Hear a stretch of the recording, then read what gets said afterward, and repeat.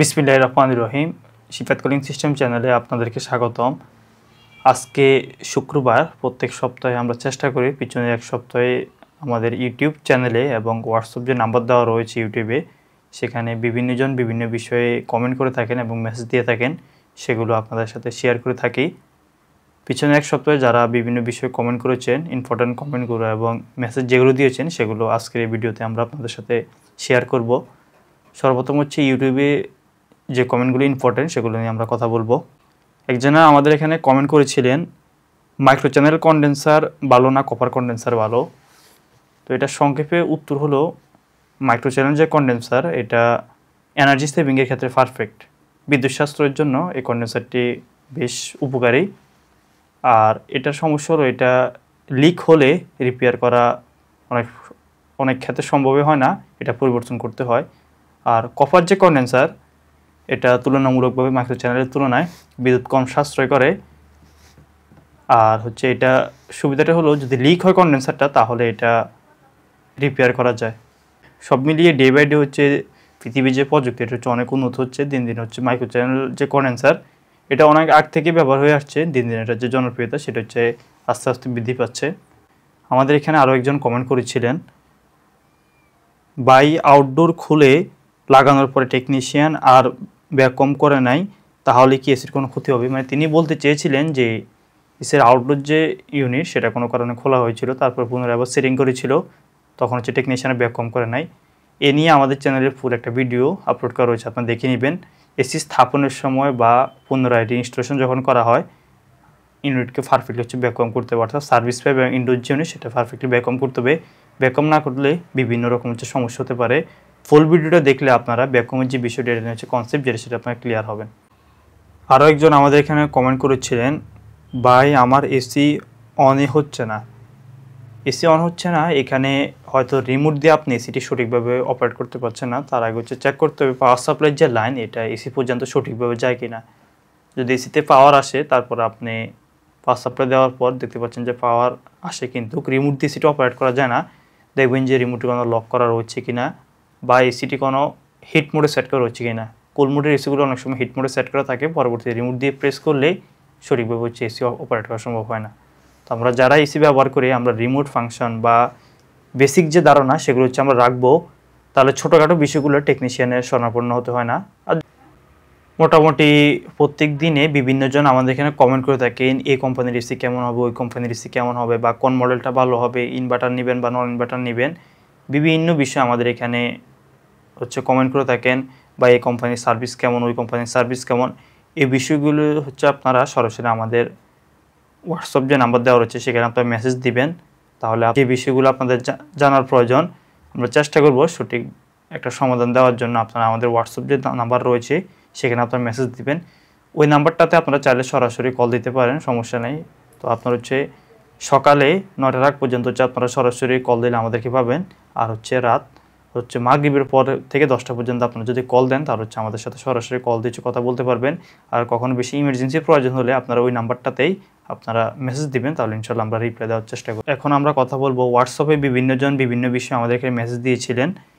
এক ভাই সাতক্ষীরা থেকে আমাদের এখানে মেসেজ দিয়েছিলেন, ভাইয়া 1 টনের একটা এসি নেবেন, চাচ্ছেন যে বিদ্যুৎও সাশ্রয় হবে আর এসির যে কোয়ালিটি সেটাও যাতে ভালো হয়। ভাইয়াকে আমরা জিজ্ঞাসা করেছিলাম আপনি এসিটি কত ঘন্টা ব্যবহার করবেন আর উপরে কি টপ ফ্লোর কিনা। তো ভাইয়া আমাদেরকে সঠিক ইনফরমেশন দিয়েছিল। আমরা ভাইয়াকে বলেছিলাম যে আপনার বাজেট যদি এরকম হয় তাহলে আপনি এই ব্র্যান্ডের এসি নিতে পারেন, তাহলে এটা আপনার জন্য ভালো হবে। আমাদের এখানে যারা ইনস্টলেশনের বিষয়ে বিভিন্ন সময় হচ্ছে মেসেজ দেন, আমরা সবাইকে বলি ব্যাকমের যে বিষয়টা এটা আপনারা গুরুত্ব দিবেন। তো ভাইয়া আমাদেরকে বলেছিল যে আপনার প্রতিটি ভিডিও দেখি, ব্যাকওয়াম সম্পর্কে আপনার ভিডিও দেখে জেনেছি। ব্যাকওয়ামের যে বিষয়টা আপনারা ক্লিয়ার হবেন, ক্লিয়ার হওয়ার পর টেকনিশিয়ানকে আপনারা বললে তারা হচ্ছে ওই হিসেবে এসে কাজ করবে। আর ব্যাকওয়াম সম্পর্কে যদি আপনার ধারণা সঠিক না রাখেন, তাহলে টেকনিশিয়ান আপনাকে বলবে হ্যাঁ আমি ব্যাকওয়াম করে দিব, এসি ফিটিংয়ের পর রেফ্রিজারেন্ট ব্যাকওয়াম না করে ছেড়ে দিবে, এসি ঠান্ডা ঠান্ডা আপনাকে দিয়ে আপনি জিজ্ঞেস করেন যে ব্যাকওয়াম করছি কিনা, তখন তারা বলবে হ্যাঁ আমি সেলফ ব্যাকওয়াম করে দিচ্ছি, মানে ও ব্যাকওয়াম ফর্ম দিয়েছে, কোনো ব্যাকওয়াম করে নাই। তো ব্যাকওয়ামের যে বিষয়টা সেটা হচ্ছে আপনারা আগে এটা সঠিক ধারণা যেটা সেটা হচ্ছে রাখেন, বা ব্যাকওয়াম কি এটা আপনার ক্লিয়ার হলে তারপর হচ্ছে আশা করি আপনার এসিটা টেকনিশিয়ানরা পারফেক্ট হচ্ছে ব্যাকওয়াম করবে। ঢাকা থেকে এক ভাই আমাদের সাথে যোগাযোগ করেছিলেন, অনেক আগ থেকে ভাইয়ের সাথে আমাদের মেসেজে কথা হয়। তো ভাইয়া আমাদের এখানে আমাদেরকে বলেছিল একটা এসির ইনস্টলেশনের বিষয়ে। ভাইয়ার হচ্ছে সিঙ্গার ব্র্যান্ডের 1.5 টনের এসি ছিল, ইনভার্টার এসি। তো ভাইয়া যেটা বলেছিল যে ঢাকাতে যারাই কাজ করে তো তারা হচ্ছে অধিকাংশ হচ্ছে মুখস্থ কাজ করে, যতটুকু জানা আছে এর মধ্যে কাজ করে। তারা হচ্ছে মানে ব্রেন খাটায় হচ্ছে কোনো কাজ করে না যে এই কাজটা এইভাবে করলে হচ্ছে সুন্দর হবে বা তাড়াহুড়া, এটা বললো আর কি। এক ভাই আমাদের এখানে এসির ছবি পাঠিয়েছিলেন, তো ভাই আমাদেরকে বলেছিল যে এসিটা তিনি নিতে চাচ্ছেন। তো বলেছিল এটার ইনডোর ইউনিটও আছে, আউটডোর ইউনিট যেটা এটাও আছে, শুধু সার্ভিস যে পাইপ সেটা নেই। তো এসিটা কতদিন ব্যবহার হয়েছে মোটামুটি বলছে যে 2 বছর। বলি 2 বছর তো সার্ভিস যে পাইপ এটা তো নষ্ট হওয়ার কথা না। তো আমি বলি আপনি এটা যে ইনফরমেশন এটা কোথা থেকে কালেক্ট করছেন? তো আমাকে বলে এটা নাকি ফেসবুক থেকে নাকি উনি কালেক্ট করছে। এসি সেকেন্ড হ্যান্ড এসি প্রথমত হচ্ছে না কেনাই উত্তম, যদি বিশ্বস্ত কোনো আপনার লোক থাকে তিনার মাধ্যমে যদি মনে হয় যে না এটা মুনাসিব হবে, ভালো হবে, তাহলে আপনি এসিটা নিতে পারেন। না হয় সেকেন্ড হ্যান্ড এসি না নেওয়াই উত্তম। আপনি এসি নিলেন, মোটামুটি কম টাকায় পেয়ে গেলেন বা মোটামুটি একটা অ্যামাউন্ট খরচ করলেন, কিছুদিন পর যেটা কম্প্রেসর চলে গেল, কোম্পানি থেকেও ফ্রিতে পাবেন না, আর এটা হচ্ছে পরে আপনাকেও টাকা খরচ করতে হবে। বা একটা ইনভার্টার এসি নিলেন সেকেন্ড হ্যান্ড, এটার একবারে কোনো ওয়ারেন্টি, একটা পিসিবি নষ্ট হয়ে গেলে আউটডোর ইউনিটের অনেক টাকা আপনার খরচ করতে হবে। বা আপনি এসি নিলেন, কিছুদিন পর হচ্ছে গ্যাস লিক হয়ে গেল। তো আপনারা যারা এসি নেন বা বিভিন্ন জায়গায় হচ্ছে বিভিন্ন জমে বিভিন্ন রকম হচ্ছে প্রতারণার শিকার হচ্ছেন, আপনারা যারা সেকেন্ড হ্যান্ড এসি নিতে চান আপনার হচ্ছে অভিজ্ঞ টেকনিশিয়ানদের মাধ্যমে আপনারা পরামর্শ করবেন। আপনার বিশ্বস্ত টেকনিশিয়ান থাকলে তার সাথে বিষয়টাকে আপনি শেয়ার করবেন বা তার মাধ্যমে ভালোভাবে এসিটা চেক করিয়ে তারপর হচ্ছে আপনি সেকেন্ড হ্যান্ড এসি নেবেন, তাহলে আশা করা যায় ভালো একটা ফিডব্যাক পাবেন। আরেকজন আমাদের এখানে মেসেজ দিয়েছিলেন ইনভার্টার এসির আউটডোর ইউনিট কি অন অফ হয়? আমি শুনেছি যে ইনভার্টার এসিতে আউটডোর ফ্যানের স্পিড কমে কিন্তু পুরোপুরি বন্ধ হয় না, আর নন ইনভার্টার এসিতে আউটডোর ইউনিট অন অফ হয়। আমার ইনভার্টার এসির জন্য এটা কি স্বাভাবিক অন অফ হওয়া? আমরা সবাই মোটামুটি জানি নন ইনভার্টার এসি যখন সেট টেম্পারেচার রুমে চলে আসে তখন কি হয়, এসির আউটডোর যে ইউনিট বাইরের যে কম্প্রেসর সেটা অফ হয়ে যায়। ইনডোর ইউনিটের ফ্যান যে মোটর সেটা হচ্ছে শুধু রুমের ভিতরে চলে, এটা হচ্ছে কাজ করে। আর ইনভার্টার এসির ক্ষেত্রে কি হয়, সেট টেম্পারেচার যেটা সেটা চলে আসার পরে কম্প্রেসর কী করে, তার গতি যেটা সেটা হচ্ছে কমে যায়। আবার যখন টেম্পারেচার মোটামুটি উপর দিকে চলে আসে বৃদ্ধি পায় তখন হচ্ছে আবার বাইরের যে কম্প্রেসর এটা তার গতি হচ্ছে বাড়িয়ে দেয়। কিছু ক্ষেত্রে পারিপার্শ্বিক তাপমাত্রা এবং এসির সেট করা তাপমাত্রা যদি মোটামুটি অর্থাৎ রুমে যে টেম্পারেচার রয়েছে সেম হয়ে যায় তাহলে আউটডোর যে সেটা হচ্ছে বন্ধ হবে। আর যদি বেশি ঘন ঘন বন্ধ হয় তাহলে হচ্ছে নিশ্চয়ই কোনো সমস্যা রয়েছে। এই অবস্থা আপনার হচ্ছে কোম্পানিতে হচ্ছে কমপ্লেন দিবেন, কোম্পানিতে কমপ্লেন দিয়ে বিষয়টা যাতে তারা ভালোভাবে হচ্ছে চেক করে। এটা সবসময় এরকম হবে না, মাঝে মধ্যে হচ্ছে এটা হবে।